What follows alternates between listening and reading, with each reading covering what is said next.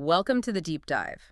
Today we're taking on some concepts that, let's be honest, can feel a bit like accounting homework. Oh, definitely. The journal entries, the adjustments. Exactly. And our mission is to mine them for what they really are: pure strategic intelligence. We want to understand how these financial rules actually reveal the economic truth of a business. It's all about turning that basic record keeping into actual foresight. And we have just the case study to do it: Veda Landscape Solutions. Now, Veda's preliminary report, which was based mostly on cash, looked fantastic. Management was probably celebrating what looked like a really great net income of $240,400. A very rosy picture. A very rosy picture, yes. Nice. But then the accountants came in, and they applied the rules of accrual accounting, which are designed to reflect, what actually happened economically. Not just what happened in the bank account. Right. And after all those adjustments, Veda's true net income plummeted to just $17,400. That's a shift of over $220,000, all without a single extra dollar actually leaving their bank. And that is the gap we need to understand. That's the difference between, well, fantasy and reality. So our deep dive today is to figure out what was hiding under that initial number and why accountants would intentionally push a company's profit down just to satisfy a rule. Well, it's the perfect question because it's not about making the company look bad. It's about making the income statement accurate. Accrual accounting is demanding. It forces you to match revenues with the expenses you incurred to get those revenues. Regardless of when the cash moves. Regardless. That huge adjustment is just the accountant making sure the financial statements reflect the performance for that specific period. It's a global standard. I mean, it's so important that New Zealand is the only national government in the world to fully adopt it for its own books. Wow, for the entire For country. the entire country, it's the gold standard for measuring economic reality. Okay, so let's unpack that $223,000 swing by looking at the adjustments Veda had to make. And I think it's helpful to group them into the two big conceptual buckets: accruals and deferrals. That's the best way to look at it. And you have to remember, these are all internal non-cash updates, Yeah. but they are absolutely critical for what we call the matching principle. Got it. So the first bucket is accruals. This is where an expense has been incurred. The company got the benefit of something, but the cash hasn't gone out the door yet. And for Veda, the perfect example was their accrued interest expense. Exactly. Veda used borrowed money all year long, and the cost of using that money, the interest, was ticking up every single day. They owed $58,000 in interest, but the loan agreement said they didn't have to actually pay it until the next year. Ah, so it's a real cost, just a delayed payment. It's a real cost. If the accountant ignores it, the profit is just artificially inflated. So the adjustment does two things. It increases interest expense, which reduces profit, and it also creates a new liability on the books called interest payable for that $58,000. That feels like closing a loophole. You can't just delay paying your bills to January to make your December profit look better. You absolutely cannot. Now, the second bucket is deferrals. This is basically the mirror image. Okay. Here, the cash has already been spent, but the expense isn't recognized yet because the company hasn't used up the benefit.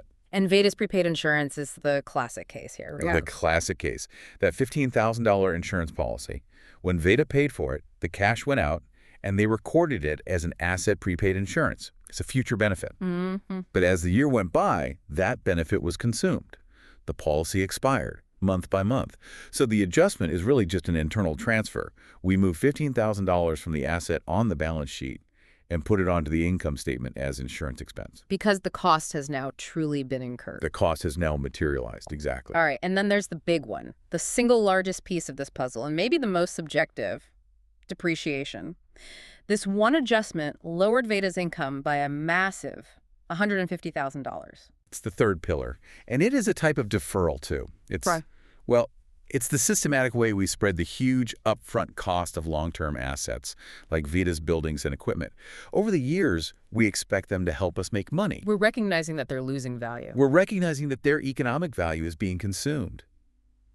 Veda calculated $150,000 in depreciation for the year. Now, some of it is just mechanical. A $400,000 building with a 20-year life gives you $20,000 a year.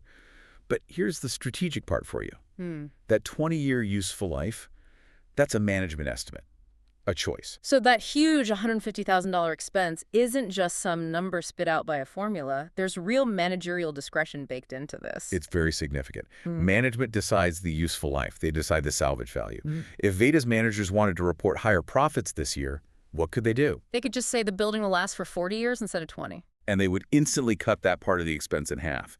Now, they have to be reasonable, but it requires judgment. So depreciation isn't just an expense. It forces management to commit to a long-term capital policy. And that $150,000 is the annual cost of that policy hitting the income statement.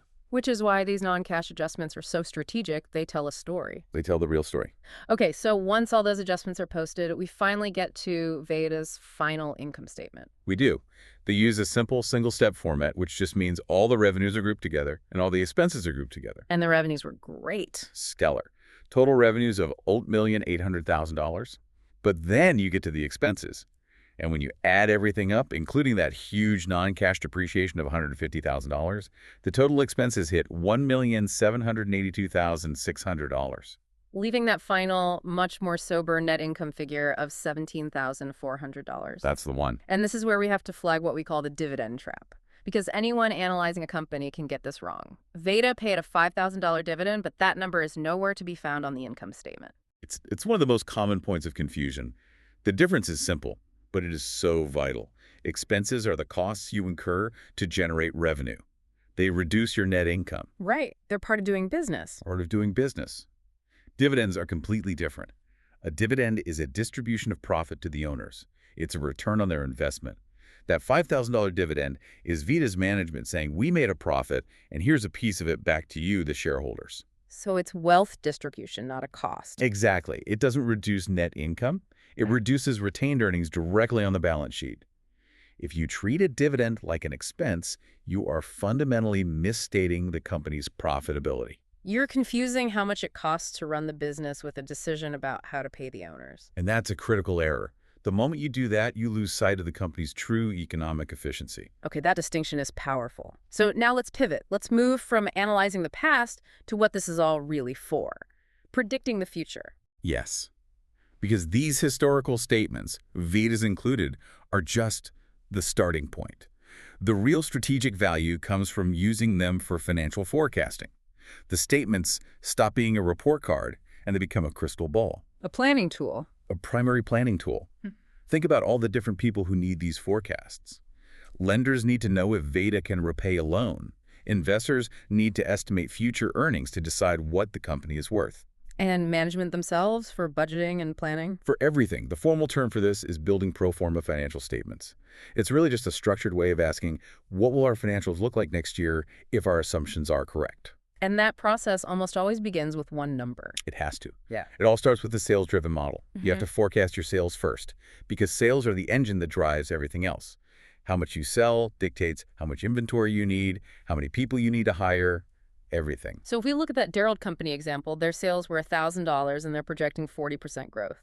That jump to a $1,400 sales forecast is the absolute foundation. It is the foundation. And if that one assumption is wrong, the entire perfectly built model that rests on top of it Is useless. is completely useless. Which brings us to the next layer of complexity, because you can't just assume everything grows by 40%. You have to identify the determinants. Yes, and this is where the real analysis comes in. First, you have your sales-driven items. Things like cost of goods sold or accounts receivable. Exactly. They vary directly with sales. If you sell 40% more stuff, you probably need about 40% more inventory to support that. They tend to stay at a constant percentage of sales. But then you have the more interesting category. The policy financing-driven items. These do not grow automatically with sales. They are driven by conscious, strategic decisions made by management. Property, plant, and equipment being the prime example. The best example. Just because sales go up 40% doesn't mean you automatically run out and buy a new building. That's a huge capital decision. It involves financing, board approval, market analysis. It's a policy choice. It's a policy choice. Same with bank loans, interest expense, even depreciation expense. Those numbers are driven by management's debt and asset policies, not just by this year's sales forecast. Separating what's variable from what's a fixed policy choice is the real art of forecasting. So accounting really does force strategy. An ambitious sales forecast is going to immediately reveal all these hidden requirements in your pro forma model, but that warning you gave is key. It all comes back to the quality of that first number. Absolutely. A forecast just perfects the assumption. If your assumption is flawed, all you've done is perfectly model a flaw. The classic story, maybe a bit of an anecdote, but it makes the point, is IBM back in the 1950s. Oh, I think I know this one. Their market research forecasted a total global market for maybe 5 computers. 5 in the entire world. 5. Imagine if they had perfectly built their financial model based on that assumption. They would have structured their entire business to miss the single biggest strategic opportunity of the 20th century. It's a humbling lesson. Your financial model can be technically perfect, but if the strategy behind it, that sales forecast, is wrong, the numbers just validate the mistake. The numbers are only as good as the assumption they sit on. So we've really extracted the key takeaways today. We've seen that accrual accounting is the tool that reveals economic truth through non-cash adjustments. We've learned the dividend trap is a real hazard, separating costs from owner distributions. And that financial statements are really just the starting point. They're the baseline for all that forward-looking strategic planning. Right. And as you think about building these pro forma statements, for Veda or any company, there's one final thought I want to leave you with. It's about the outcome of the process. Okay. Very often, when management finishes their forecast, their projected assets will be greater than their projected liabilities and equity. There's a gap. And it's not an error. It is not an error. That gap has a name. We call it the plug figure. It's the required external funding gap.